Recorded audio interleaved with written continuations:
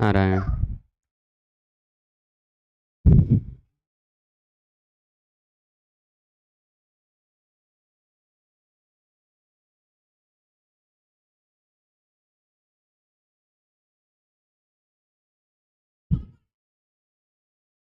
हरिओम। सरल संस्कृत व्याकरण चैनल पर मैं अरुण पांडे आप सबका आज के इस व्याख्यान में हार्दिक स्वागत करता हूं। मित्रों, हम सभी लोग अभिज्ञान शाकुंतलम पढ़ रहे हैं और उसके चतुर्थ अंक में कुछ दिनों से चतुर्थ अंक का अध्ययन कर रहे हैं। चतुर्थ अंक का अध्ययन करते हुए हम लोग अब तक पहुंच गए हैं शकुंतला के विदाई के प्रसंग में थोड़ा सा और आगे। यदि आपको ध्यान हो तो हाँ, यहाँ तक पहुँचे थे हम लोग। रम्यांतरः कमलिनी हरितैः सरोभिः छायाद्रुमैर्नियमितार्कमयूखतापः भूयात् कुशेशयरजो मृदुरेणुरस्याः शान्तानुकूलपवनश्च शिवश्च पंथाः। यहाँ तक हमने पढ़ा था और यहाँ तक पढ़ने के बाद अब आकाशवाणी ने भी अनुज्ञा दे दी, कह दी कि तुम्हारा पंथाः शिवश्च भूयात्, तुम्हारा जो मार्ग है वह शिव हो, कल्याणकारी हो, शुभ हो, मंगलप्रद हो, यह बातें बता दी। ठीक, अब इसके बाद आगे क्या है? थोड़ा सा आज व्याख्यान में देर हुआ प्रारंभ करने में, क्योंकि कुछ न कुछ लोगों के वचन कुछ न कुछ आते रहते हैं, बातें, प्रश्न इत्यादि। तो चलिए बढ़ाते हैं इसको आगे आगे। जितना देर तक चलेंगे भगवान चलाएंगे हमको, उतनी देर तक चलेंगे। तो आगे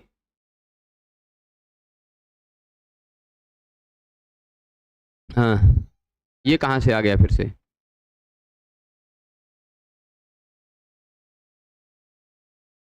पीछे का बैकग्राउंड नहीं चेंज हो रहा है क्या? अनुमत गमना शकुंतला तरुभिरियम, ये हो गया था ना। रम्यांतरः कमलिनी हरितैः सरोभिः, ये बात भी हो गई थी। अब आगे है सर्वे सविस्मयम् आकर्णयन्ति, सभी लोग सविस्मयम्, विस्मयपूर्वक, आश्चर्यपूर्वक, आलोकयन्ति, देखते हैं। सभी विस्मयपूर्वक, आश्चर्यपूर्वक उसको देखते हैं, सुनते हैं। आकर्णयन्ति मतलब शृण्वन्ति, सुनते हैं। सब आश्चर्यपूर्वक उसको सुनते हैं। उस सुनने के बाद क्या होता है? ठीक, सुनने के बाद ज्ञाते, गौतमी बोलती हैं ज्ञाते जाते ज्ञाति जन स्निग्धाभिरनुगत गमनासी तपोवन देवता भी।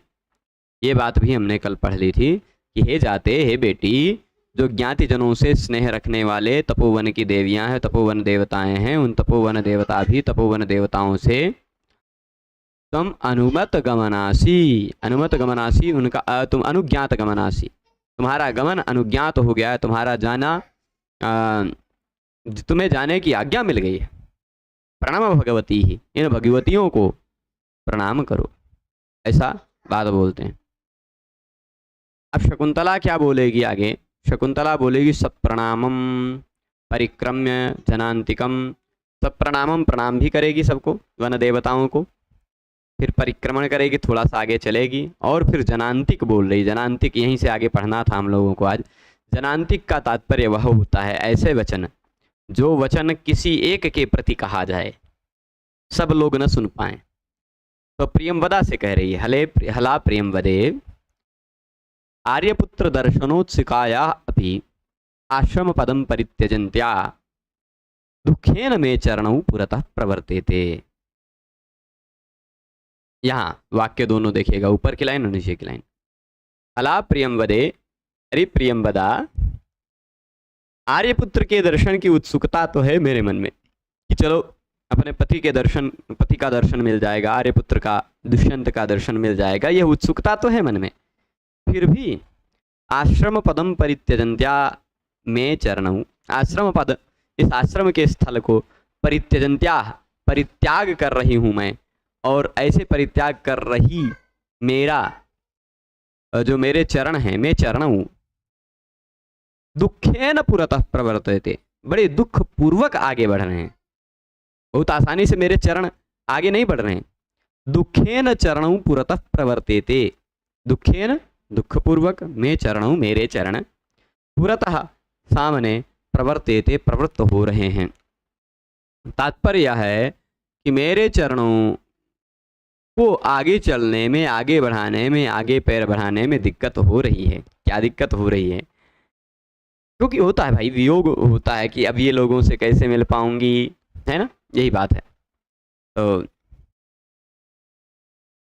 आगे वो दोनों कहती हैं, प्रियंवदा ही कहेगी, क्योंकि प्रियंवदा से उसने कहा कि प्रियंवदा मैं जा तो रही हूँ, आर्यपुत्र के दर्शन की उत्सुकता भी है मेरे मन में, पर वह उत्सुकता होने के बावजूद, उत्सुकता होने पर भी मुझे ऐसा लगता है कि मैं जाऊंगी तो मतलब मेरे चरण आगे नहीं बढ़ रहे हैं, यही खाली कहा, दुख पूर्वक आगे बढ़ रहे हैं। तो प्रियंवदा कहती है, न केवलम तपोवर विरह कातरा सखिएव, केवल न केवलम तपोवन विरह कातरा सख्येव, न केवल यानी केवल तपोवन के विरह से कातर यानी व्याकुल सखी ही है, ऐसी बात नहीं है। तो क्या बात है? तो कह रहे हैं, त्वयोपस्थित वियोगस्य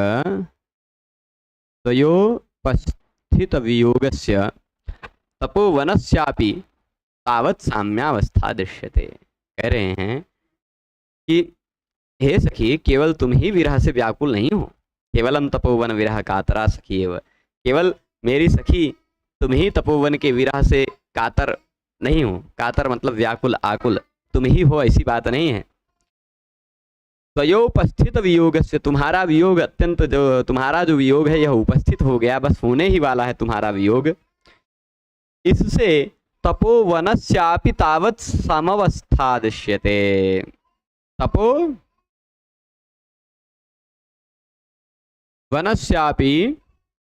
तावत् समवस्था, तावत् सम अवस्था, वैसे ही अवस्था दिखाई पड़ रही है किसकी? तपोवन की भी। समावस्था यानी समानैव दशा, समाना ही दशा दिखाई पड़ती, ठीक, यानी तपोवन भी तुम्हारे वियोग में तुम्हारे समान ही अवस्था का अनुभव कर रहा है, ठीक है। तो आगे देखिए, आगे क्या बात आएगी कि क्योंकि उद्गलित दर्भ कवला मृग्यः परित्यक्त नर्तना मयूराः अपसृत पाण्डुपत्राः मुञ्चन्त्यश्रूणीव लताः। ऐसी बातें केवल कालिदास जी कह सकते हैं। क्या बात बोल रहे हैं? कह रहे हैं कि शकुंतला, केवल तुम्हारी ही अवस्था नहीं है कि हम चली जाएंगी, कैसे दुख पूर्वक हम जा रही हैं, यह बात केवल तुम्हारी ही स्थिति ऐसी नहीं है, अपितु देखो इन मृगियों को, मृग्या मतलब मृगियों को, हिरणियों को देखो, उद्गलित दर्भ कवलाह, उद्गलित कर देना मतलब उगल दिया है, घास खा रही थी, दर्भ खा रही थी, दर्भ यानी कुश, कुश का कवल खा रही थी कौन? मृगियां, हिरणियां, ठीक। तो मृगियों ने जैसे सुना कि शकुंतला जाने वाली है, तो शकुंतला का गमन सुनते ही उन लोगों ने दर्भ का जो कवल ले रखा था, दर्भ का जो ग्रास ले रखा था मुंह में, उसको उद्गलित कर दिया, उगल दिया। उनके मुख में अब अंदर नहीं निकला जा रहा है, अरे हमारी प्यारी बहना कैसे चली जाएगी, मतलब ऐसा व्यवहार था।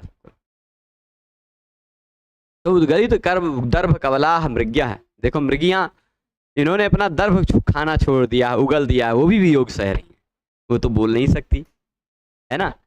शकुंतला कहीं जा रही है ऐसा पता चल रहा है हिरणियों को, तो उन्होंने खाना पीना छोड़ दिया है और दर्भ के कवल को उगल दिया है। ठीक। उद्गलित दर्भ कवला मृग्यः परित्यक्त नर्तना मयूराः। और मयूर कैसे हो गए हिरण? मयूर मतलब मोर। परित्यक्त नर्तना, मोरों ने नाचना छोड़ दिया, है ना। नाच रहे थे, पर जैसे सुना शकुंतला जा रही है तो उन्होंने अपना नाचना छोड़ दिया। हिरणी, हिरणियां क्या हो गई हैं, मतलब मृगियां ऐसा सोच रही हैं कि हमारी शकुंतला जा रही है, इसलिए मृगियों ने दर्भ के कवल को उगल दिया और परित्यक्त नर्तना मयूराः, मयूरों ने, मोरों ने नर्तन छोड़ दिया, नाचना छोड़ दिया। अच्छा, नाचना छोड़ दिया मयूरियों ने। और अपसृत पांडुपत्राः मुंचन्त्यश्रूणीवलताः। अपसृत पांडुपत्राः, जिनके पांडुपत्र पीले पीले पत्ते, क्या पीले पीले पत्ते। उत्प्रेक्षा घटाएंगे, चिंता मत कीजिए, वो मैं बोलने ही जा रहा था कि इसमें उत्प्रेक्षा है, पर थोड़ा सा प्रतीक्षा करें। अपसृत पांडुपत्राः, पांडुपत्र पीले पीले पत्ते।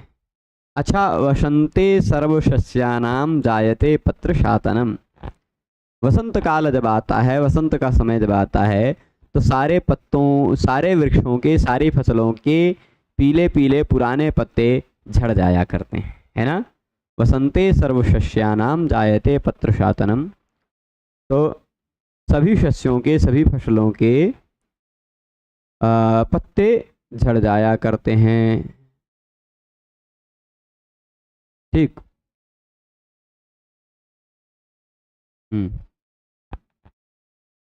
अब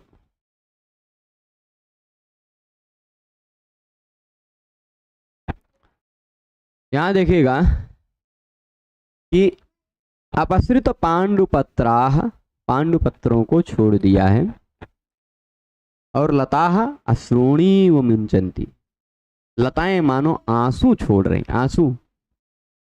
देखिए, वृक्षों की लताओं से पीले पीले पत्ते टपक रहे हैं, वो पीले पीले पत्ते नहीं टपक रहे। कवि क्या विभावना कर रहे हैं, कवि ये क्या संभावना कर रहे हैं कि संभावना यही है कि ये वृक्षों से जो पीले पीले पत्ते टपक रहे हैं, वो पीले पत्ते मानो वृक्ष पीले पत्तों के बहाने आंसू टपका रहे हैं। तो यहाँ अश्रूणी मुंचन्ति इव जो बात कही है कि वह संभावना है कि मानो आंसू टपका रहे हैं, मानो रो रहे हैं। कौन? लताएं। लताओं को भी सजीव कर देते हैं, यही कालिदास की विशेषता है कि मृगियों को, मृगियों ने अपना स्वाभाविक कर्म जो दर्भ कवल करना था वह छोड़ दिया, मयूरों का स्वाभाविक कर्म नर्तन इत्यादि उन्होंने छोड़ दिया, और लताएं जो हैं वह कैसी हो गई हैं, मानो आंसू टपका रही हैं, मानो संभावना है। ठीक, यहाँ मुंचन्त्यश्रूणी वलता, इस अंश में उत्प्रेक्षा है। ठीक है, तो अब इसके बाद आगे देखिएगा, आगे क्या कहते हैं। स्वभावोक्ति, स्वाभाविक क्रिया का वर्णन हो तो स्वभावोक्ति है। यहां स्वाभाविक क्रिया नहीं है, हिरण ने अपने मुख से दर्भ को छोड़ दिया है, यह दुख का द्योतक है कुछ अंश पर, उतने में कुछ अंश तक वह स्वाभाविक क्रिया यद्यपि नहीं है, फिर भी कुछ अंश पर किसी तरह से मान लिया जाए। यहाँ चलिए वह स्वभाव का वर्णन है, तो उस अंश में स्वभावोक्ति है। मयूरों ने नाचना छोड़ दिया है, यह भी मान लीजिए, पर वृक्ष आंसू टपका से रहे हैं, यहाँ संभावना, यहाँ कौन सी स्वभावोक्ति है? यहाँ स्वभावोक्ति नहीं है, यहाँ वह वृक्ष पीले पीले पत्तों को टपकाने के बहाने मानो आंसू टपका रहे हैं। ठीक है, आगे देखिए। शकुंतला स्मृत्वा, शकुंतला को याद आएगी और स्मरण करेगी। स्मरण करने के बाद क्या कहती है शकुंतला? तात तात लता भगिनीं वनज्योत्स्नां तावदामंत्रयिष्ये। ठीक। आहा।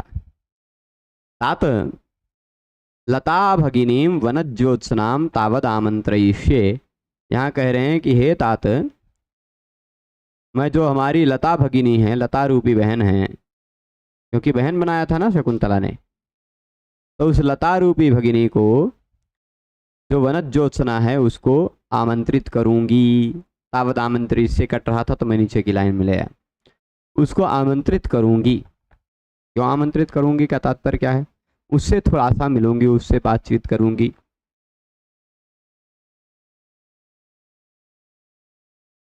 मतलब उससे थोड़ा सा मिलाऊं, उससे थोड़ी सी बातचीत कराऊं, तब जाऊंगी। अभी विदाई, थोड़ी देर विदाई स्थगित की जाए। जाते जाते अपनी बहनों से, जिनसे व्यवहार है, पशु पक्षियों से, वृक्षों से, उन सबसे व्यवहार तो निपटा लिया जाए। ठीक है। विषयतर प्रश्नों को मैं व्याख्यान के जस्ट अंत में समाहित करूंगा। आपका प्रश्न देख लिया गया है। तो लता भगिनी जो वनवत ज्योत्सना है, उससे थोड़ा विदाई ले लूं, उससे थोड़ी सी बात कर लूं, उससे थोड़ा मिल लूं, मतलब उससे भी आज्ञा ले लूं। तो काश्यप कहते हैं अवैमिते तस्याम सौंदर्य स्नेहम। अवैम का तात्पर्य होता अवगच्छामि। क्या कर रहे हैं, कह रहे हैं काश्यप कि अवैमी यानी अवगच्छामि ते, तुम्हारा तस्याम उस वनज्योत्सना में। उस वनज्योत्सना मतलब वही जो नवमालिका नाम की एक वनस्पति थी, जिसके विषय में शुरुआत में प्रथम अंक में वह चर्चा चल रही थी। प्रियंवदा ने कहा था कि यह वनज्योत्सना अपने अनुरूप पति को पा गई है, यानी आम के वृक्ष को अपने पति के रूप में पा गई है, ऐसा बात जो कहा था प्रियंवदा ने, वही वाली वनज्योत्सना। तो अवैमिते तस्याम सौंदर्य स्नेहम, सौंदर्य स्नेहम, मैं तुम्हारा मैं अवैमी मतलब अवगच्छामि, मैं समझ रहा हूँ, समझ सकता हूँ तुम्हारे उस वनज्योत्सना के प्रति सौंदर्य। सौंदर्य का तात्पर्य समानोदर्य, सौंदर्य ऐसा सब पर्यायवाची शब्द है। सहोदर, भाई जैसा या बहन जैसा स्नेह मैं समझ रहा हूँ तुम्हारा उसके प्रति, भाई बहन जैसा जो स्नेह है उसको मैं समझ रहा हूँ। यम तावत दक्षिणेन, ये देखो दाहिनी तरफ है, जाके मिल लो। दक्षिणेन है ना, तो जाओ मिल लो। तो शकुंतला उपेत्य लताम आलिंगे, शकुंतला पास में जाती है और लता का आलिंगन करती है ना। लता का आलिंगन करती है का तात्पर्य है लता को गले लगाती है। उस वनज्योत्सना नाम की वनस्पति को, चमेली का वो कह सकते हैं, उसको नेवारी कहते हैं। वनज्योत्सना उसने नाम रखा था, शकुंतला ने, वह थी तो नवमालिका का ही फूल था। ठीक है। तो वनज्योत्सना हो गई। अब इसके बाद हाँ, वनज्योत्सना से बोल रही है शकुंतला कि वनज्योत्सने च्यूत संगतापि मां प्रत्यालिंग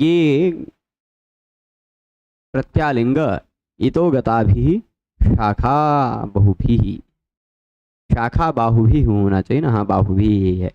ठीक है। तो कह रही वनज्योत्सना, हे वनज्योत्सना, भले ही तुम्हें तुम्हारा पति मिल गया है, च्यूत संगता हो गई, च्यूत कहते हैं आम के वृक्ष को, उससे संगत हो गई, उससे तुम्हारी जोड़ी बन गई है, फिर भी मुझे प्रत्यालिंग, मेरा आलिंगन करो। ठीक। कैसी?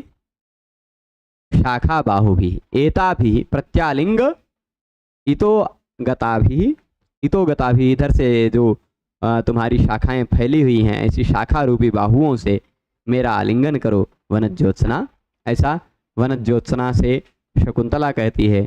और फिर उसके बाद अद्य प्रभृति दूर परिवर्तिनी ते खलु भविष्यामि, आज से तो मैं तुमसे दूर हो जाऊंगी। अद्य प्रभृति, आज से, दूर परिवर्तिनी, बहुत दूर रहने वाली, ते तुमसे, खलु भविष्यामि, तुमसे तो आज से मैं दूर रहने लग जाऊंगी, आज से हमारा तुम्हारा वियोग हो जाएगा, तो मुझे आलिंगन कर लो, ऐसा बोलते हैं। और काश्यप उस वियोग को देख करके, उस शकुंतला के व्यवहार को देख करके श्लोक गाते हैं, बहुत भावों से विभोर करने वाले श्लोक हैं।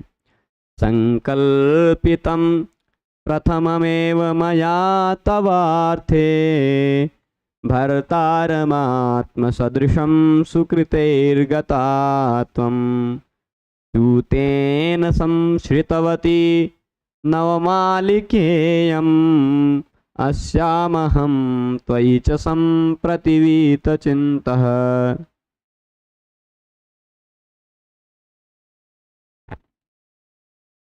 जी देखिए, किसी एक श्लोक में 3-4 अलंकार घट रहे हैं, वह देखने वाले पर निर्भर करता है कितने अलंकार दिख जाते हैं, क्योंकि कवि करोति काव्यानि रसम जानाति पंडितः।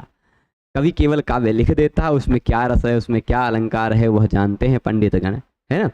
इसलिए अलंकारों पर यह निर्भर होना, मैं आपको बताऊं, पिछली बार पीजीटी की परीक्षा जो 2021 में हुई थी, उस परीक्षा के पेपर को यदि आप देखिएगा तो उसमें एक श्लोक दिया था, बलावले पादधुनापि पूर्ववत् प्रबाध्यते तेन जगज्जिगीषुणा सतीव योषित प्रकृति सुनिश्चला पुमां समेमभ्येति भवान्तरेष्वपि। शिशुपाल वध का यह श्लोक प्रश्न में दिया गया था। जी ध्यान है, यह प्रश्न आया था कि इसमें कौन सा अलंकार है, और इस प्रश्न के उत्तर में 2 उत्तर सही थे जो दोनों विकल्प में थे। क्यों, कैसे? इस प्रश्न में एक, इस श्लोक में अर्थांतरन्यास अलंकार है भी है, और दूसरा दीपक अलंकार भी है, और देखा जाए तो अनुप्रास इत्यादि भी मिल सकते हैं। पर प्रश्न पूछने वाले व्यक्ति ने अर्थांतरन्यास माना था, आयोग ने अर्थांतरन्यास माना था, दीपक अलंकार को नहीं माना था। यद्यपि आप साहित्य दर्पण के अनुसार ही पीजीटी के सिलेबस में अलंकारों को पढ़ना है, साहित्य दर्पण के अनुसार ही पीजीटी के सिलेबस में अलंकारों को पढ़ना, और साहित्य दर्पण में ही दीपक अलंकार के पहले उदाहरण के रूप में वह दिया है, बलावले पादधुनापि पूर्ववत्। ठीक है, तो इसलिए दीपक अलंकार भी है, अर्थांतरन्यास अलंकार भी है, पर प्रमुखता को जो ज़्यादा प्रसिद्ध अलंकार है ना, ज़्यादातर उपमा रूपक उत्प्रेक्षा अर्थांतरन्यास विशेषोक्ति विभावना इत्यादि, जो कुछ अतिशयोक्ति काव्यलिंग है ना, ऐसे जो संदेह हैं, अनुप्रास हैं, यमक है, ऐसे कुछ कुछ जो मेन अलंकार हैं उसको प्रमुखता ज़्यादा दी जाए, वो दिख रही तो वो दिख रहा है, तो बाकी को मानते नहीं हैं वो लोग, प्रश्न बनाने वाले लोग। इसलिए ज़्यादा जो बड़े बड़े प्रसिद्ध अलंकार हैं उनको ज़्यादा महत्व दिया जाए। यहाँ दीपक और अर्थांतरन्यास में जैसे उन्होंने अर्थांतरन्यास को दे दिया था, वही बात। ठीक है, संकल्पितं प्रथममेव मया तवार्थे भर्तारमात्मसदृशं सुकृतैर्गता त्वं दूतेन संश्रितवती नवमालिकेयम् अस्यामहं त्वयि च सम्प्रतिवीतचिन्तः। प्रथममेव, पहले ही, मया, मैंने, तवार्थे, संकल्पितम, तुम्हारे विषय में संकल्प किया था। अच्छा, एक प्रश्न आया है, बड़ा मजेदार प्रश्न है, डार्कास्ट्रोडो, क्या नाम लिखा है पता नहीं, डार्क शेडो, क्या डार्कास्ट्रोडो, मत कुछ अलग पढ़ रहा था, डार्क शेडो जी, नमो कुछ होगा। आप यह प्रश्न जब व्याख्यान समाप्त होने लगेगा तो लिख दीजिएगा, बहुत बढ़िया से समझाऊंगा मैं इस पर। ठीक है, मन में अचानक विचार आया, समझाऊंगा, तो और वो सबके लिए काम आएगा। विषय आपका अच्छा है, प्रश्न अच्छा। तो प्रथममेव मया तवार्थे संकल्पितम, पहले ही मैंने तुम्हारे विषय में संकल्प किया ही था। क्या संकल्प किया था? क्योंकि कन्या है, कन्या को अच्छा उचित अनुरूप वर मिल जाए, वही तो संकल्प करते हैं पितृजन, है ना भाई। परिवार के लोग, बड़े लोग क्या सोचते हैं, क्या संकल्प करते हैं कि हमारी बिटिया जो है उसको अच्छा वर मिल जाए। अब अच्छा वर को, जैसे अच्छी कन्या को सुकन्या कहते हैं, वैसे अच्छे वर को सुअर मत समझिएगा, तो अच्छा वर मिल जाए, ठीक है, अच्छा वर मिल जाए, इसलिए सुवर नहीं लगाए, है ना। तो ऐसा सब संकल्प करते हैं। तो मया तवार्थे प्रथममेव संकल्पितम, मैंने तुम्हारे विषय में पहले ही संकल्प किया था। क्या संकल्प किया था? कि भर्तारम आत्म सदृशम, मेरा संकल्प सही हुआ और तुम आत्म सदृशम अपने अनुरूप, भर्तारम पति को, सुकृतई अपने पिछले जन्मों के पुण्य रहे होंगे, उन पुण्यों के फलस्वरूप तुम गता अपने अनुरूप भर्ता को प्राप्त हो गई तुम। ठीक, कैसे? सुकृतई पुण्य फलों के कारण कैसे भर्ता को प्राप्त कर गई? अपने सदृश, अपने अनुरूप, है ना। अच्छा, अपने अनुरूप पति मिल जाना बहुत कठिन होता है। आज विश्व में अधिकांश जोड़ियां लगता है सबको कि हमारे अनुरूप नहीं मिली, है ना। बहुत कम, अधिकांश में यही होता है। पति सोचेगा पत्नी अनुरूप नहीं मिली, पत्नी सोचेगी पति अनुरूप नहीं मिला, है ना। तो इसलिए आत्म सदृशम, आत्मानुरूप भर्ता प्राप्त हो जाना भी, या आत्मानुरूप भार्या प्राप्त हो जाना भी बहुत सौभाग्य की बात होती है। ठीक है। तो भर्तारमात्म सदृशम सुकृतैर्गता तुम, सुकृतई ही, पुण्य ही, बहुत पुण्य होते हैं तभी होता है ना। तो तुम गता, तुम प्राप्त हो गई। उसके बाद चूतेन संसृतवती नवमालिकेयम, इयम नवमालिका, यह जो नवमालिका का वनस्पति है, जो फूल है, वह चूतेन संसृतवती, आम के वृक्ष से का आश्रय ले लिया इसने, यानी आम के वृक्ष से इसने विवाह कर लिया। ठीक, तुम अपने अनुरूप भर्ता को प्राप्त कर गई। जो प्रियंवदा का शुरुआत में वचन था ना, कि ये वनज्योत्सना को अनसुईया से कहा था प्रियंवदा ने कि ये क्यों अतिमात्रम पश्यति, शकुंतला क्यों अत्यधिक मात्रा में शकुंतला इस वनज्योत्सना को देखती है, क्यों देख रही है? तो इसीलिए क्यों देखती है, तो वह बताया था कि हाँ,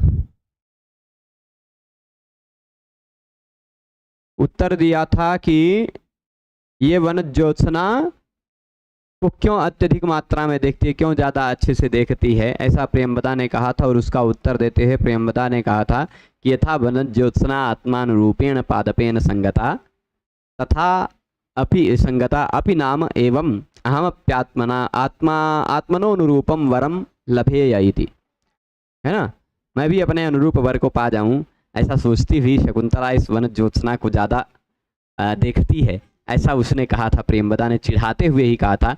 पर उसी तरह की बात कर्ण भी बोल गए कि देखो, ये तुम्हारी बहन वनज्योत्सना है, इसका भी विवाह हो गया, इसको चूत मिल गया, मतलब सहकार का वृक्ष, आम का वृक्ष मिल गया, और तुमको तुम्हारे अनुरूप वर मिल गया। तो अस्याम अहम, अब इस वनज्योत्सना के विषय में मैं, और त्वयि च, और तुम्हारे विषय में भी मैं, संप्रति वीत चिंता, अब मुझे कोई चिंता नहीं रहेगी। ना तो तुम्हारे विषय की कोई चिंता रह गई, क्योंकि तुम्हारा भी विवाह हो गया, अनुरूप वर मिल गया, और इस वनज्योत्सना को भी उसके अनुरूप पादप मिल गया, आम की जोड़ी बन गई उसकी भी। तो इसलिए तुम्हारे भी विषय में और इसके विषय में भी, मतलब कर्ण भी अपने बेटी जैसा मान रहे हैं उसको ना, किसको? वनज्योत्सना को। तो अस्याम और त्वयि च संप्रति अहम वीत चिंता, मैं अब चिंता से मुक्त हो गया। ठीक है। तो अब ये बात हो गई।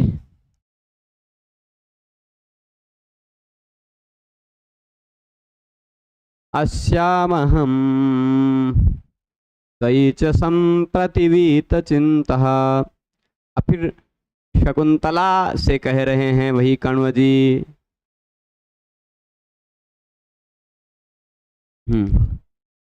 आगे देखिएगा।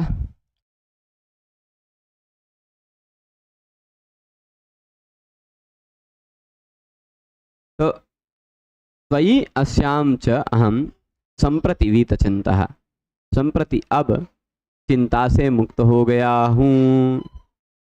ठीक। तो ये बात हो गई। अब कही इतः पंथानम प्रतिपद्यस्व, इधर से तुम मार्ग का आश्रय लो। ठीक, इधर से मार्ग का आश्रय लो। और फिर आगे क्या कहते हैं? शकुंतला सख्यौ प्रति, शकुंतला अपनी सखियों के प्रति कहती हैं, क्या कहती हैं? हला ऐशा द्वयोर युवयोर हस्ते निक्षेपः, दोनों सखियों से कहती हैं शकुंतला कि देखो, यह तुम दोनों के हाथ में मैं निक्षेप के रूप में, धरोहर के रूप में इसको दे के जा रही हूँ। ठीक है, ये वनज्योत्सना जो है मेरी बहन है, जो ये चमेली की वनस्पति है, इसको मैं तुम दोनों के हाथ में निक्षेप के रूप में, धरोहर के रूप में देकर जा रही हूँ। ठीक,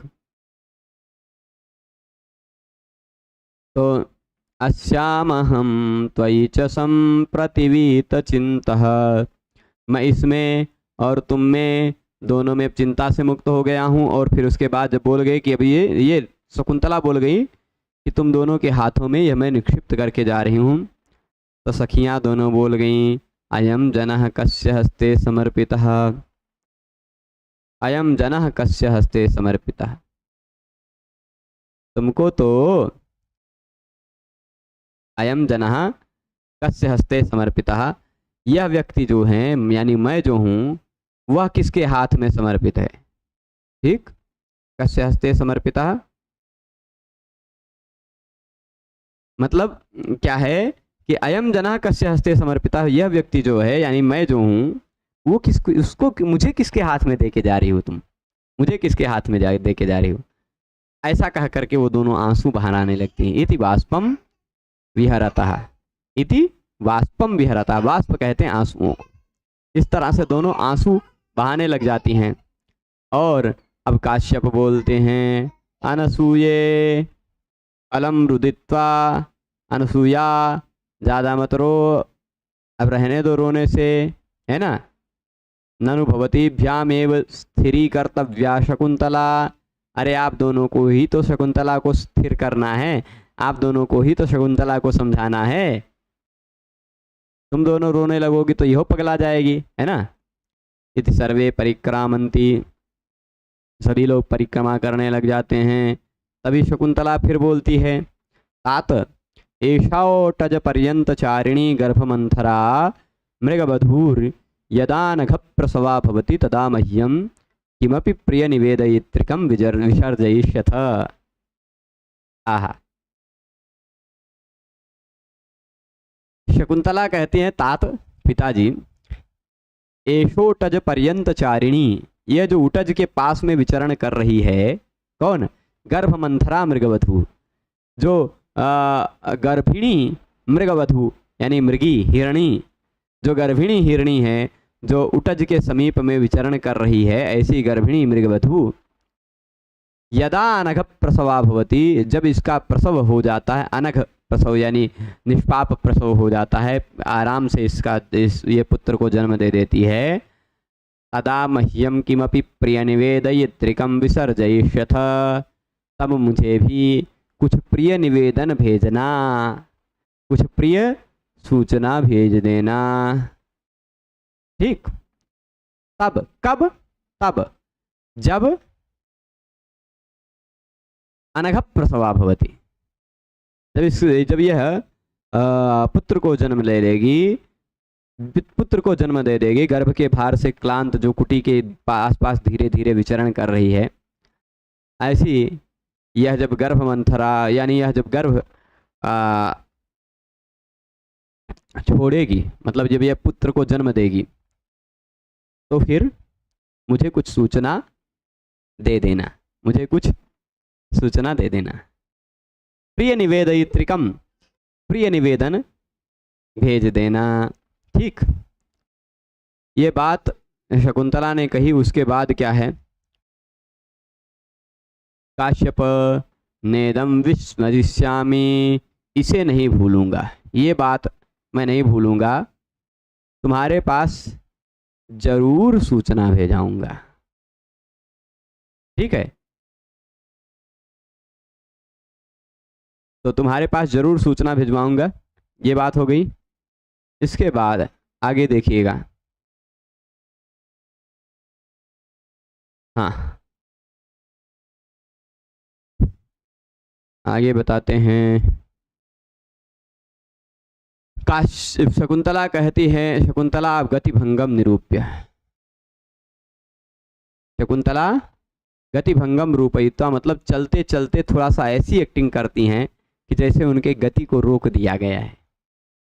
ठीक, और गति को रोकते ही क्या कह रही हैं, कोनु खल्वेश निवसने अंथर, अंथर कहाँ है, अंथर का गर्भ मंथर है भाई, अंथर नहीं है, गर्भ मंथरा।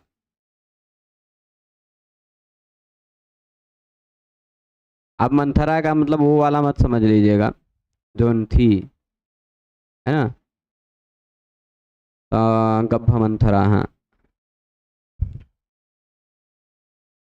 मंदगमना, गर्भ के कारण जिसकी गति मंथर हो गई है, यानी धीरी हो गई है, मंद हो गई है, ऐसी जब ये हो जाए, ऐसी यह जो हरिणी है, उटच के प्रयास पास में विचरण करने वाली है, उसका जब गर्भ बाहर आ जाए, जब प्रसव हो जाए, तब मुझे निवेदित कर देना, तब मुझे कुछ प्रिय सूचना दे देना, ठीक है। तो अब कह रहे हैं गति भंग का निरूपण करते हुए कह रहे, कौन खल्वेश निवसने में सज्जते, कौन है भला ऐसा जो मेरे कपड़ों को पकड़ रहा है, मेरे कपड़ों को खींच रहा है। इति परावर्तते, ऐसा कह करके शकुंतला मुड़ के देखती है।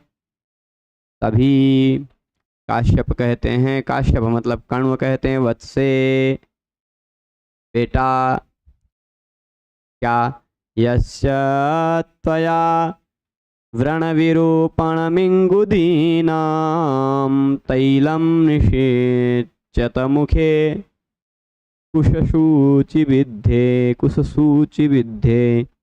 श्यामाकमुष्टिपरिवर्धितको जहाति सोऽयं न पुत्रकृतकः पदवीं मृगस्ते यस्य त्वया व्रणविरूपणमिङ्गुदीनां, यस्य जिसका व्रण विरोपण है, एक हिरण का बच्चा था, समझ लीजिएगा, एक हिरण का बच्चा था, उसके पैरों में क्या हो गया था, कुश सूचिविद्ध हो गया था, ठीक है। तो कुश सूची, देखिए जंगल में पैदल ही चलते हैं, ठीक, तो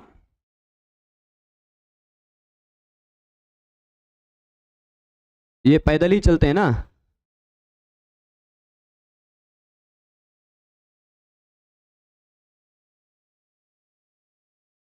एक मिनट। तो अब उनके पैरों में कुश का सूची, कुश का सुई यहाँ स्वभावोक्ति है बिल्कुल, तो कुश की सूची से विद्ध हो गया था, पैर, पैर में छेद हो गया था, पंचर हो गया था, कांटा चुभ गया था। किससे कांटा चुभ गया था, कुश की सूची से, कुश का सुआ से, सुई से। तो तुमने क्या किया, तया व्रण विरोपणम तैलम निषुच्यत, व्रण का विरोपण करने के लिए, व्रण को भरने के लिए, घाव को भरने के लिए, इंगुदीनाम तैलम तया निषिच्यत, इंगुदी के तेल तुम्हारे द्वारा सींचे गए थे। किसलिए सींचे गए थे, किसलिए सींचे गए थे, तुम्हारे द्वारा व्रण विरोपणम, व्रण का विरोपण करने के लिए सींचे गए थे, है ना। तो व्रण विरोपणम, हाँ बिल्कुल, नुकीले भाग घुस गया था। अच्छा, मुखे कुश सूचि विद्य, पैर में नहीं घुसे थे, मुख में, ठीक है। तो कोई बात नहीं, मुंह में खा रहा होगा, कुछ खाते हैं, दर्भ खाते हैं वो लोग, तो दर्भ खाते खाते उसका दर्भ का कुश का नुकीला भाग मुख में चुभ गया होगा, हिरण का बच्चा था, छोटा था, तो मुख में चुभ गया होगा। अब मुख में चुभ जाने के बाद बेचारा, उसकी दुर्दशा हो गई, दुर्गति हो गई, हो ही गई जाएगी, स्वाभाविक बात है ना। तो ऐसी स्थिति में, हाँ, ऐसी स्थिति में तुमने क्या कर दिया था, व्रण विरोपण कर दिया था, व्रण विरोपण कर दिया था, यानी व्रण को ढक दिया था। कैसे कर दी गए, तैलम निषिच्यत, तेल सींच करके तैलम निसिच्यत, किसका तेल निसिच्यत, किसका तेल सींचा था तुमने, तो इंगुदीनाम, इंगुदियों का, ठीक है, इंगुदीनाम तैलम निसिच्यत।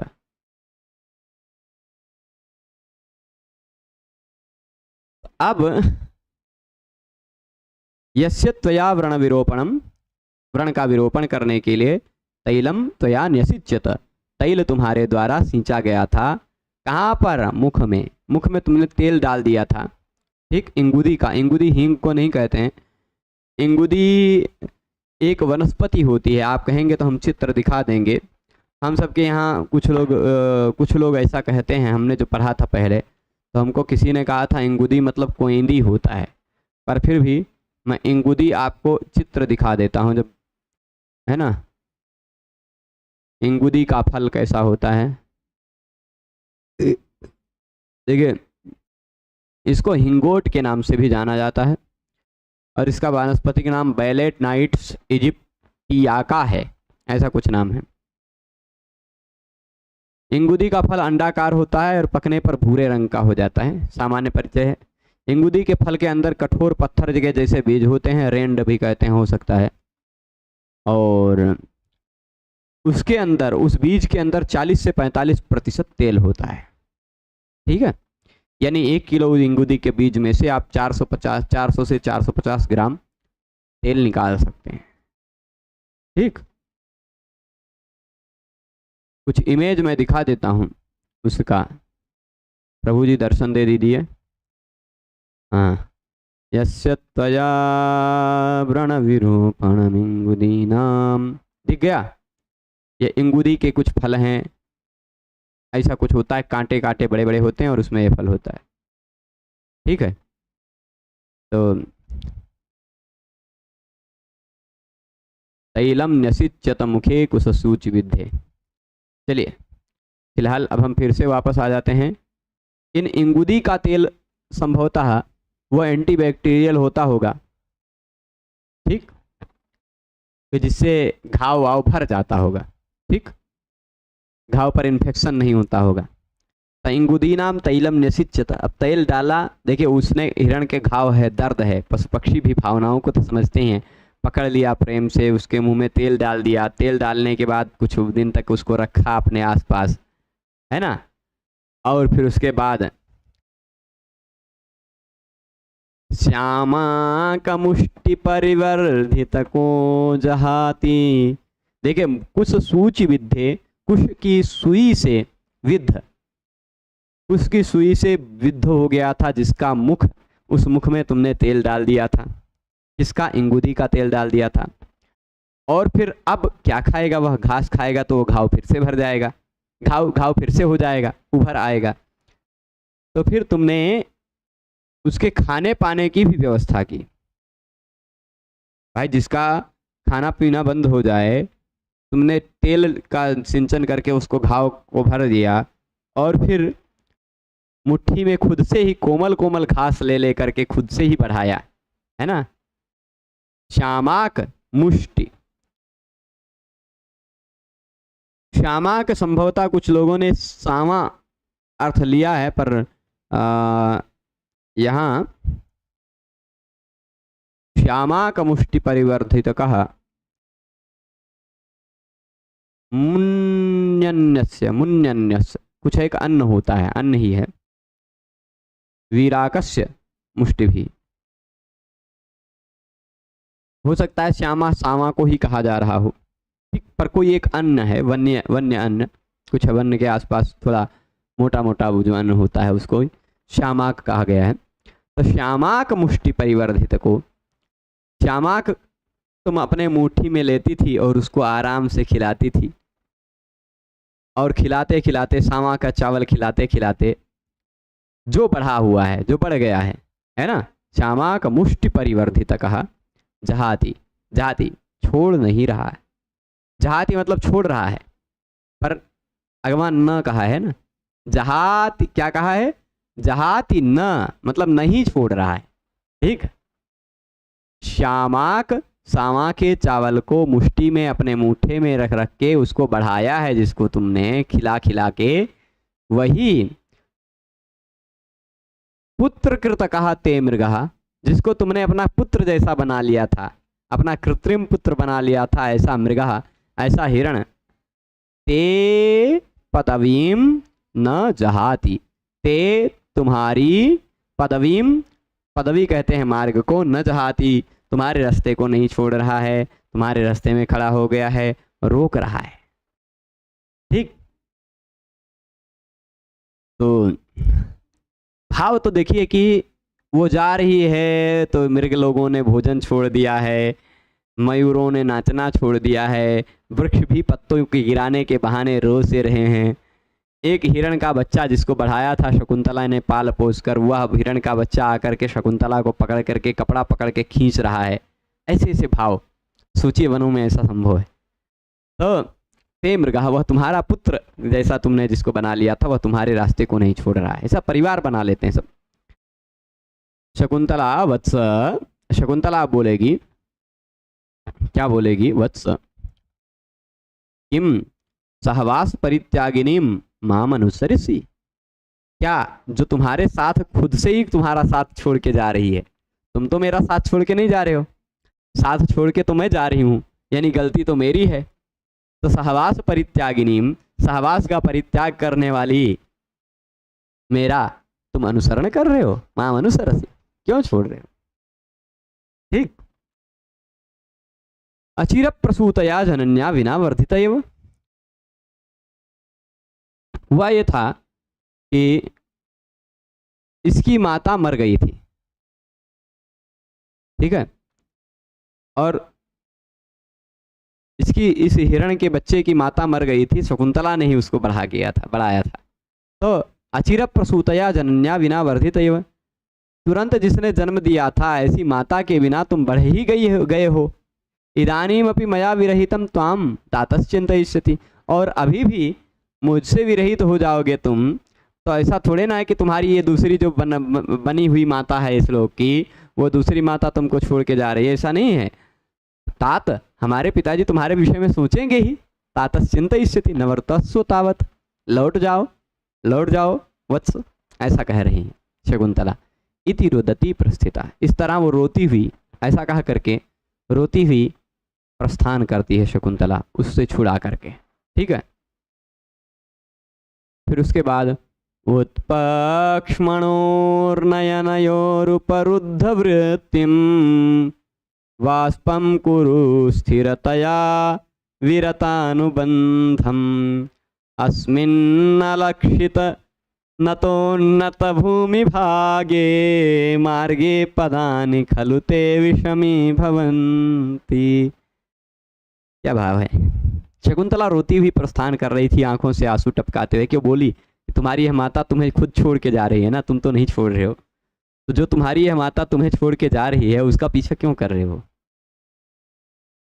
क्यों पीछा कर रहे हो? क्या जरूरत है पीछा करने के लिए? जिस माता ने तुम्हें जन्म दिया था उसकी माता के बिना तो तुम बड़े हो ही गए हो, और अब तो बड़े हो ही गए हो, अब मेरे न रहने पर हमारे तात तुम्हारा इस बारे में चिंतन करेंगे ही। ऐसा सोचकर, पर वियोग तो होता है, वियोग होता है, इस कारण से शकुंतला रोती हुई निकल पड़ती है। और रोती हुई निकल पड़ती है तभी काश्यप उससे कहते हैं, रोएगा कोई भी व्यक्ति तो सीधी सी बात है आंखें बार बार बंद करेगा, आंखों से इसे पूछेगा। तो उत्पक्ष्मणोर नयनयोरुपवृद्ध वृत्तिम, शार्दूल विक्रीडित छंद और वसंत तिलका छंद में विरह थोड़ा ज्यादा होता है, इसलिए ऐसे ही छंदों का ज्यादा प्रयोग किया है। तो कह रहे उत्पक्ष्मणोर नयनयो, अगर नयन के ऊपर पक्ष में आ जाते हैं, पलखें आ जाती है बार बार, और उपरुद्ध वृत्तिम बाष्पम, जो नयनयो दोनों आंखों की वृत्ति को, आंख तब तक देखती है जब तक आंख और दृश्य वस्तु के बीच का कोई व्यवधान न आ जाए। ठीक, तो आंख और सामने दृश्य वस्तु के बीच में अगर कोई व्यवधान आता है, कोई वृत्ति आती है, तो वह मार्ग में आप चलते समय आपके पैर को लड़खड़ा सकता है ना? तो इसीलिए हे शकुंतले उत्पक्ष्मणोर्नयनयोः उपरुद्ध वृत्तिम और वाष्पम, उन्नत मतलब उन्नत बरौनी, इसको पक्ष्म कहते हैं। ये जो आंखों के दोनों ओर जो है उसको पक्ष्म कहते हैं।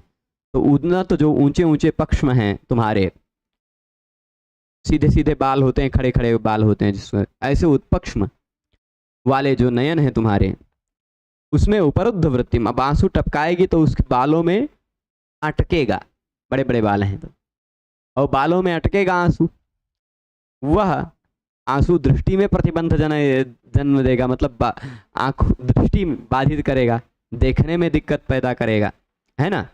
तो इसलिए उपरुद्ध वृत्तिम, जो उपरुद्ध हो गई है वृत्ति जिसकी, ऐसी बाष्पम, बाष्प यानी आंसू को स्थिरतया, अपने धैर्य से, स्थिरता से, थोड़ा सा धैर्य ले आओ मन में, मत रो, इन आंसुओं को छोड़ दो, और बाष्पम स्थिरतया विरतानुबंधम कुरु, ये जो बाष्प है, यह जो आंसू है, इनको तुम विरत अनुबंध कर दो, ठीक, यानी इसका अनुबंध, इस आंसुओं को छोड़ दो। यही श्लोक पढ़ के मैं रोकूंगा, मुझे पता है, मैंने भी पहले ही सोच लिया था आपके कहने से पहले ही। अस्मिन् लक्षित नतोन्नत भूमि भागे, क्यों भाई, क्यों आंसू रोक दो? क्योंकि यह नतोन्नत भूमि भाग है। नत मतलब कहीं झुका हुआ है, कहीं उन्नत, कहीं ऊंचा है, ऊबड़ खाबड़ जमीन है ना। आजकल के जैसे हाईवे तो तमाम बने नहीं हैं, जंगल की जमीन है, जंगल की भूमि है। नत और उन्नत होना स्वाभाविक बात है। तस्मिन् अलक्षित, जब आंसू टपकते रहेंगे, आंसू अटक जाएंगे, आंख बंद हो जाएगी, तब तुम आगे कैसे चलोगी? ऊबड़ खाबड़ जमीन में। नत उन्नत, जो नत और उन्नत है यानी ऊंचा और नीचा है, ऊंचा नीचा जनित है जमीन है, और इसके साथ साथ अलक्षित भी है। भाई समतल भूमि हो, अलक्षित है, चल रहे हैं, कोई दिक्कत नहीं, गिरने की संभावना कम है, पर ऊबड़ खाबड़ जमीन, दृष्टि नहीं पड़ रही है, आंसू हैं आंख में, और चलेंगे तो पैर में मोच आ जाने की भी संभावना है ना, ऊबड़ खाबड़ में पड़ जाने पर। तनतो अस्मिन् अलक्षित नतोन्नत भूमि भागे, अस्मिन् इस अलक्षित नतोन्नत भूमि भागे, अलक्षित न दिखाई पड़ रहे, नत उन्नत ऊंचे नीचे भूमि भाग में, मार्गे भूमि भाग वाले मार्ग में, पदानि खलुते विषमी भवन्ति, ऐसे इस भूमि भाग वाले मार्ग में, पदानि खलुते, तुम्हारे जो कदम हैं, तुम्हारे पैर जो हैं, वो विषमी भवन्ति, टेढ़े हो रहे हैं, समतल नहीं पड़ रहे हैं, विषम पड़ रहे हैं तुम्हारे चरण। ठीक, देखिए कक्षा रोज 9 बजे से चलती है। आज कुछ कारणवश देर हो गया, कभी कभी थोड़ा सा देर हो जाता, पर रोज 9 बजे के बाद ही। यह कक्षा कब चलती है इसको जानने के लिए इसी वीडियो को आप देख रहे हैं, नीचे कमेंट इत्यादि दिख रही होगी, जहां पर कमेंट किए हैं वो जब क्रॉस करेंगे तो मोर का चिन्ह आएगा। वीडियो खत्म होने के बाद कभी भी आप इस वीडियो के लिंक पर आएंगे तो किसी भी वीडियो पर, किसी भी चैनल पर, मेरे इस चैनल के किसी भी वीडियो के किसी भी वीडियो में नीचे जब देखेंगे मोर दिखाई पड़ेगा, 2-2 बार मोर को टच करेंगे तो आपको डिस्क्रिप्शन पूरा खुल के आ जाएगा, और उस डिस्क्रिप्शन में सरल संस्कृत व्याकरण टेलीग्राम चैनल का लिंक है, वहाँ पर सारे वीडियोज़ के लिंक समय पर मिल जाते हैं। जो कोई भी कक्षा होती, किसी दिन 2, किसी दिन 3 कक्षाएं दिन भर में अलग अलग विषयों की होती हैं। ठीक है, जितना भगवान समय देते हैं उतना। अब एक प्रश्न आया था बीच में, 1-2 प्रश्न आए थे, वह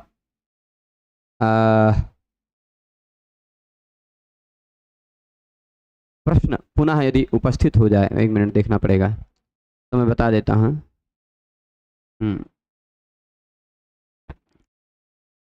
कुरुक्षेत्र से प्रणाम, आपको भी प्रणाम अयोध्या से। ठीक है, हम महाभारत के युद्ध क्षेत्र से हैं, हम अयोध्या के रामायण के जन्म क्षेत्र से। ज़्यादा से ज़्यादा पाठ चलाने का प्रयास करेंगे प्रभु। याज्ञवल्क्य स्मृति कब पढ़ाएंगे, एक प्रश्न यह आया था। आपको आपकी जानकारी के लिए बता दूं, याज्ञवल्क्य स्मृति मैंने पूरा लगभग 307 श्लोक हैं, उन 3 से 7 श्लोकों को शब्दशः व्याख्या सहित समझाते हुए पढ़ाया है। वो यहीं मोर में जाएंगे तो सरल संस्कृत व्याकरण ऐप है, उस पर उपलब्ध है। वह विचार कर रहे हैं अभी, वो बहुत पहले पढ़ाया, लगभग 1 साल से भी ज़्यादा हो गया, और ज़्यादा हो गया होगा उसको पढ़ाए हुए, वहाँ उपलब्ध है। और हाँ, एक अलंकार में बहुत भ्रांति है, स्पष्ट नहीं कर पाता, मार्गदर्शन करें। यही प्रश्न था, मिल गया। ठीक है, अब किसको किसको अलंकार में भ्रांति रहती है, स्पष्ट नहीं कर पाते कौन सा अलंकार है, वो लोग जुड़े रहें, बाकी लोग जा सकते हैं। और जो लोग हंसना चाहते हैं थोड़े लोग, वो लोग जुड़े रहें। हम आप लोगों को कुछ देवियों का दर्शन कराते हैं, जरा ध्यान से देखिएगा, इनको पहचानने का प्रयास कीजिएगा इन देवियों को, और बताइएगा क्या है। ठीक है, तो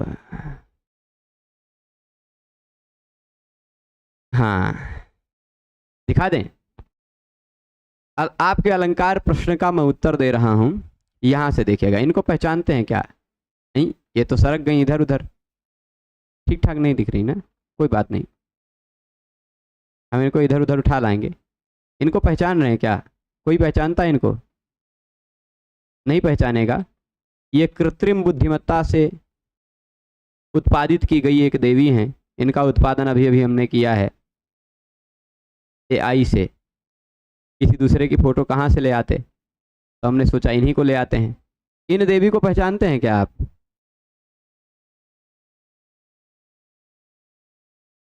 अच्छा, जरा ध्यान से देखिए इन्होंने क्या क्या पहना है, विशेष करके देवियां बताएंगी। ये मथुआ पे क्या है, यहाँ क्या है, यहाँ क्या लटका हुआ है, पहचान रहे कोई? जो ना पहचानता हो बताइए, हम दूसरा दिखाएंगे आपको। इनको पहचानिए, इनको पहचानते हैं? नहीं, ऐसी कोई दिखाई नहीं, ऐसी कोई देवी को मैं नहीं लेकर आता परिचित। ठीक है, ये क्या क्या पहनी है ये बताइएगा। ये भी कुछ पहनी है ना, अलग अलग प्रजाति की वस्तुओं को पहन रखी है। ठीक है, अब देखिएगा, इनको देखिएगा, थोड़ा ज़्यादा अच्छी लग रही हैं।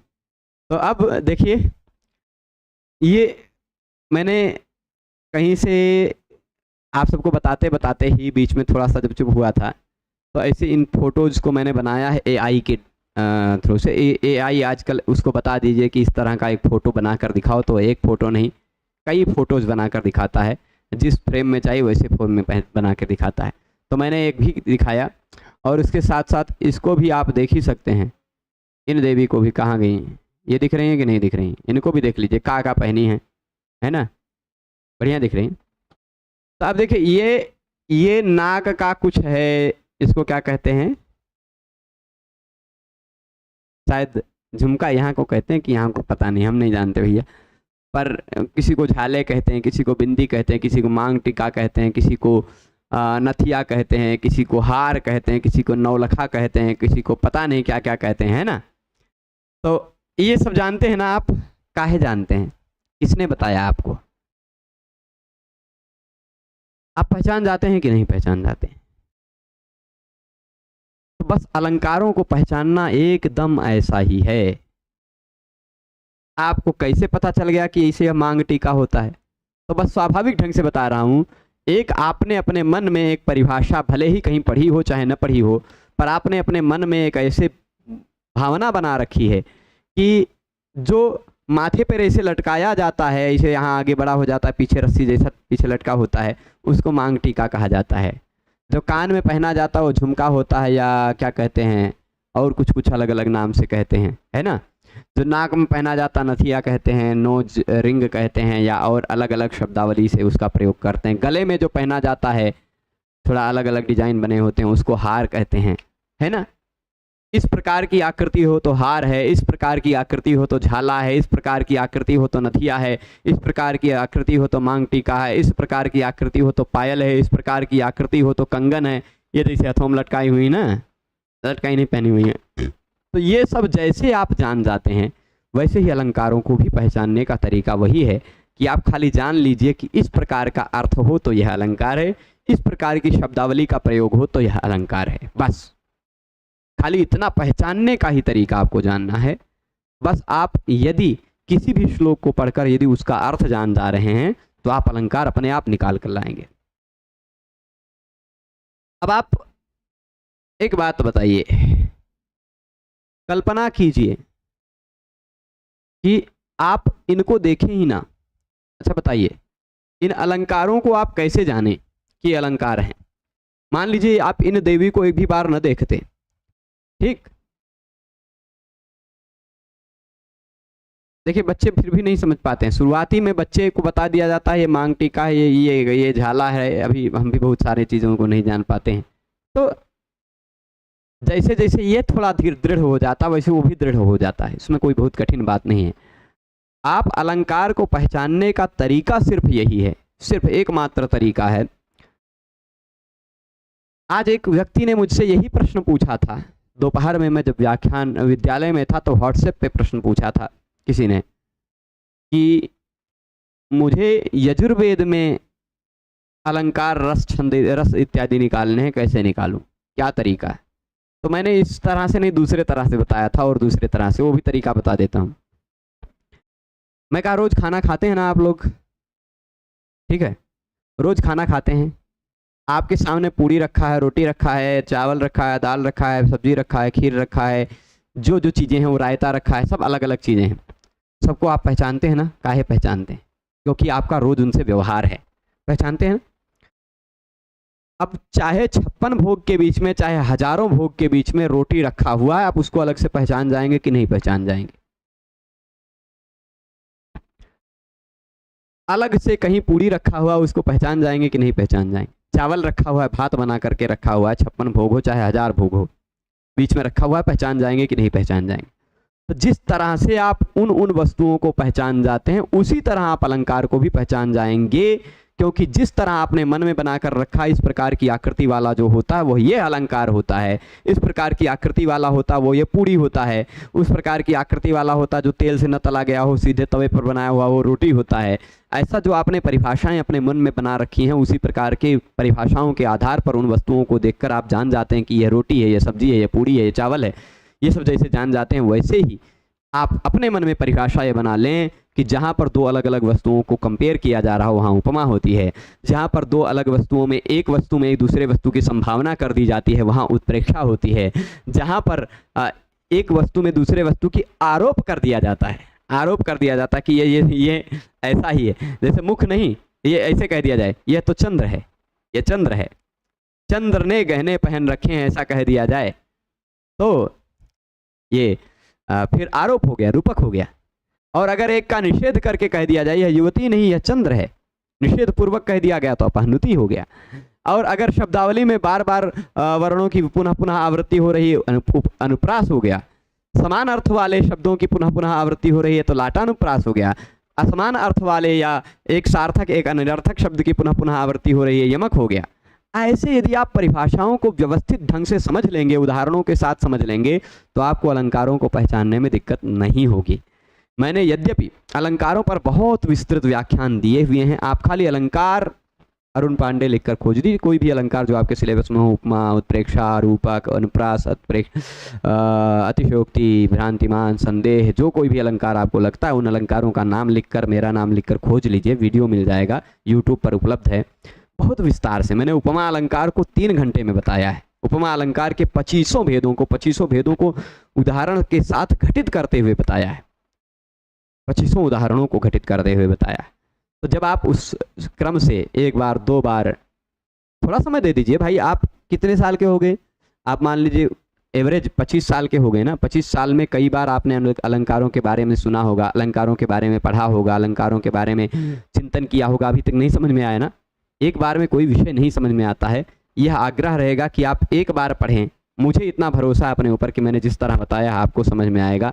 पर यदि एक बार में नहीं आ रहा है तो दोबारा आएगा, ठीक, दोबारा आप देखें उसको समझ में आएगा। और इसीलिए आप ध्यान रखें और स्वाध्याय करते रहें, आपको यह सारी विषय समझ में आएंगे, ठीक है।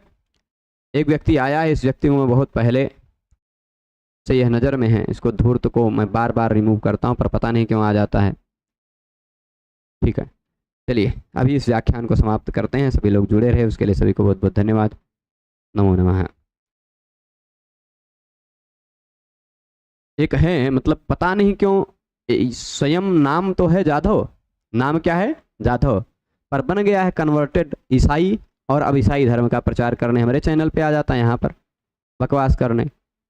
अरे ऐसे धर्म वाले जो धरती को चपटी बताते हैं, वो लोग विज्ञान बताएंगे, कहेंगे कि इजराइल में जो कुछ घट रहा है वो हमारे यीशु कह के गए हैं।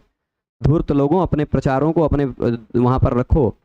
हम जैसे वैज्ञानिक सिद्धांत से संपन्न सनातन धर्म की सभ्यता पर के मानने वाले व्यक्ति के सामने ये सब बातें अपलाप, ये सब व्यर्थ मत किया करो। ठीक है, तो इस व्याख्यान को समाप्त करेंगे। ऐसे लोगों को भगवान सद्बुद्धि दें, और इनके पूर्वजों ने जो गलतियां की थी, इनके पूर्वज जो छोड़ के हिंदू धर्म को भाग गए थे, उन लोगों को भी भगवान कल्याण करें। वैसे उन लोगों की तरह आपको भी भटकना है, नरक में जाना है, तो आप उसी पर रहें, अन्यथा आप सुधर जाएं, अभी भी भगवान कल्याण करेंगे। ओम। हैं तो है ही, म्लेच्छ हैं स्वाभाविकता, हमारे अनुसार ही नहीं, शास्त्रों के अनुसार। आप जिस भाषा का प्रयोग कर रहे हैं वो शास्त्रों की भाषा है, और उन शास्त्रों के अनुसार शास्त्रों ने आपको उसी शब्द से कहा है जो शब्द आपने अपने लिए प्रयुक्त किया है। ठीक है, चलिए तो अभी इस व्याख्यान को यही रोकते हैं। सभी लोगों को बहुत बहुत धन्यवाद। नमो नमः, शुभ रात्रि। कल पुनः मिलेंगे 9 बजे इस विषय को और आगे बढ़ाते हुए।